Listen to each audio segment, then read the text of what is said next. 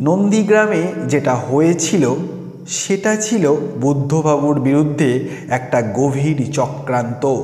তৃণমূল ওখানে গণহত্যা চালিয়েছিল। দর্শক, আমি আফ্রিদি, আপনারা দেখছেন আপনাদের নিজেদের চ্যানেল, প্রিয় চ্যানেল বাংলা চ্যানেল আদিক। আপনাদের সকলকে আরও একবার ভালোবাসা স্বাগত জানাই। দর্শক, অধ্যাপক বিশ্বনাথ চক্রবর্তী বামেদের প্রাক্তন মুখ্যমন্ত্রী বুদ্ধদেব ভট্টাচার্যকে নিয়ে কিছু কথা বলেছেন।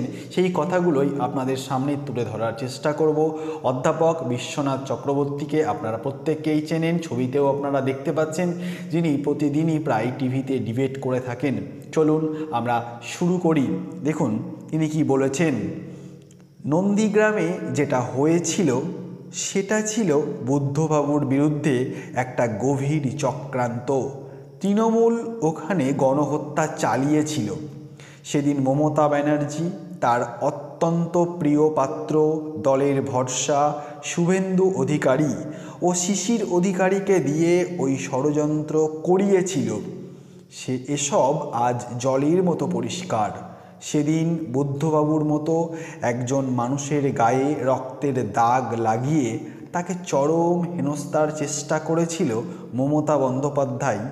যদি এতটুকু লজ্জা থাকতো তাহলে ওর উচিত ছিল বুদ্ধবাবুর সামনে হাঁটু গেড়ে ক্ষমা চাওয়া এবং জনগণের সামনে স্বীকার করা, নন্দীগ্রামে যা হয়েছিল তার জন্য আমরাই দায়ী, বুদ্ধবাবুর এতে কোনো হাতই নেই।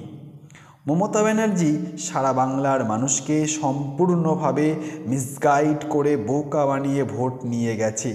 সরকারি ইতিহাস বইয়ে ওই সব অপরাধীদের নাম ছাপিয়ে হিরো বানিয়ে ছেলে মেয়েদের মিথ্যা শিক্ষা দিয়ে গেছে। ওর কোনো ক্ষমা নেই। অধ্যাপক বিশ্বনাথ চক্রবর্তী।